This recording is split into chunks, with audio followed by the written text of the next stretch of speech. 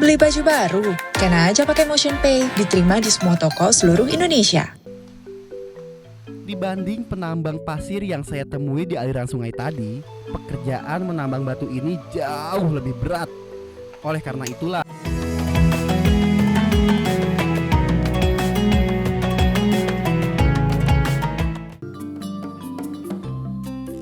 jika musim kemarau seperti sekarang, warga beralih menjadi penambang batu dan pasir sungai.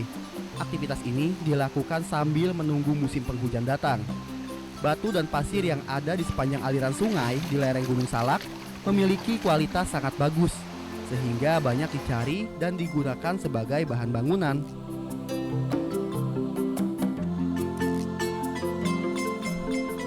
Bebatuan di sepanjang aliran sungai memiliki berbagai karakter dan bentuk. Ada yang bulat utuh, ada pula yang asimetris. Asal bebatuan ini kemungkinan dari atas gunung yang hanyut terbawa arus saat zaman dahulu. Dan ada pula batu-batu yang berasal dari bagian perbukitan yang longsor. Pak, dia lagi nyari batu apa nyari pasir nih? Pasir. Oh, lagi nyari pasir. Oh, jadi nyari pasir sungai caranya gimana nih? Dibuat bendungan dulu kayak gini ya, buat sungai-sungai yang kecil, terus baru dibuangin kecilnya. Oh, nah, pemirsa, di Kampung Karitem ini masyarakatnya ada yang bekerja sebagai pencari pasir sungai. Tapi sebetulnya rata-rata petani ya Pak ini. Nah, tapi selagi nunggu masa panen datang nih, mereka nyari pasir dulu nih buat kerjaan sampingannya. Coba Pak, saya mau nyobain dong Pak. Jadi Aktivitas penambang pasir dan batu yang dilakukan untuk mengisi waktu selama musim kemarau menjadi pekerjaan yang dapat memberikan penghasilan tambahan. Namun demikian, tidaklah mudah untuk bisa mencari pasir dengan kualitas yang bagus. Karena seorang pencari pasir membutuhkan waktu hampir seharian penuh untuk memisahkan pasir dengan batuan kali.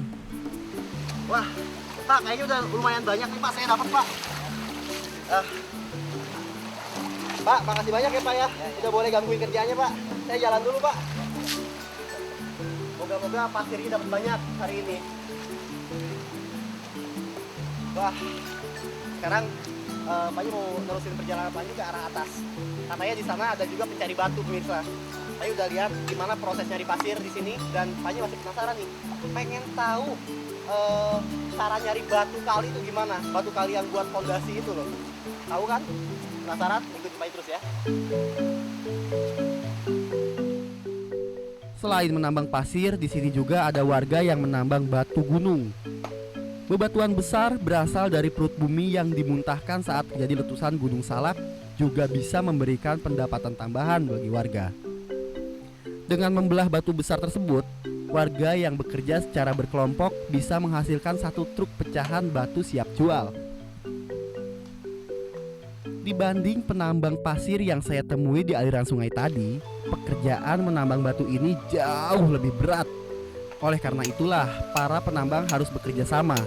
Batu-batu besar berdiameter 1 meteran lebih dibelah hanya dengan menggunakan palu dan besi. Assalamualaikum.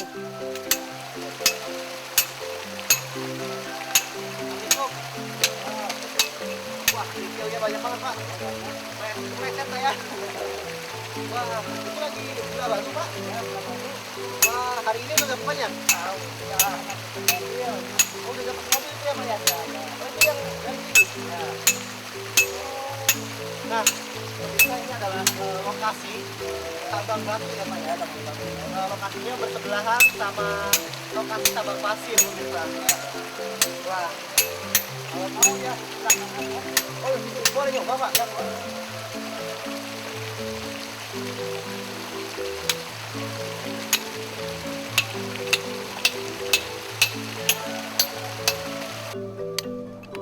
Benar-benar pekerjaan yang sangat berat. Selain membelah batu membutuhkan tenaga ekstra, memegang palu penghancurnya saja harus bersusah payah. Oleh karena itu, di sini sering ditemukan satwa-satwa liar, terutama reptil seperti ular dari berbagai jenis.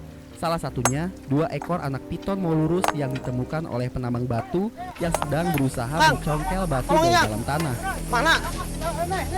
Wah, anak ular sanca pak. Beruntung, 2 ekor anak piton molurus yang ditemukan oleh penambang batu nggak langsung dibunuh. Karena sebagian warga di sini masih menganggap ular sebagai ancaman. Kemungkinan area penambangan batu yang memang baru dibuka oleh warga sebelumnya adalah habitat piton molurus. Karena ular piton jenis ini sangat senang dengan air, sehingga mereka cenderung memilih tempat untuk bersarang yang berada tidak jauh dari aliran sungai. Ternyata ada 2 ekor. Yang satunya ukurannya lebih kecil daripada yang pertama Pai tangkap. Ini anak dari piton molurus atau sanca bodoh. Kelihatan pola-polanya ini lihat. Dia punya warna dasar coklat. Terus kemudian dia punya pola warna itu berbentuk seperti kotak ya. Kotak-kotak yang gak karuan bentuknya, banyak. Udah gitu di kepalanya sendiri ini kayak gambar tombak. Ini ciri khas sanca bodoh pemirsa. Nah, bedanya sanca bodoh sama sanca kembang itu dari habitat, dari penampilan fisik juga beda. Biasanya lubang tanah ini sendiri itu lubang bekas saraf tikus. Cuma karena ini kan galengan namanya apa? Galengan ya kalau bahasa sini apa ya? Bahasa Sundanya itu namanya kayak gitu galengan. Nah, galengannya itu udah agak papas karena kan batunya kita ambilin ya Pak ya. Gampang banget gitu buat nangkap dia. Sebenarnya ini lubangnya lubang tikus, bisa dari situ lubangnya Pak, dari atas ke bawah sini. Wah, hebat nih Pak. Ini saya pindahin aja kali ya Pak ya. Iya, Ada nggak hutan daerah dari sini Pak? ada. Kemana sih arahnya? Arahnya ke situ. Oke pemirsa, sekarang kita anterin aja ular ini ke hutan yang jaraknya lebih jauh dari sini karena kan bapaknya lagi kerja nih, takutnya ularnya ganggu bapak nih ya Pak ya. Lebih baik saya pisahin aja ya Mas ya ularnya ya. Ayo pemirsa kita jalan ke hutan. Pak, saya anterin ular dulu. Agar kedua anak ular piton molurus bisa hidup dengan aman, saya harus memindahkannya ke tempat yang jauh dari lokasi tambang batu gunung. Tetapi lokasi baru tersebut harus berdekatan dengan aliran sungai karena ular jenis ini kehidupannya lebih rentan dibanding jenis piton reticulatus atau sanca kembang. Nah, ini dia tempat yang cocok bagi kedua ekor ular lucu ini. Lereng bukit yang tidak jauh dari aliran sungai sangat cocok untuk sarang baru kedua ekor anak piton. Selain mendukung bagi kelangsungan hidup ular, lokasi ini juga jauh dari lokasi tambang batu dan bahkan cukup jarang dilewati manusia.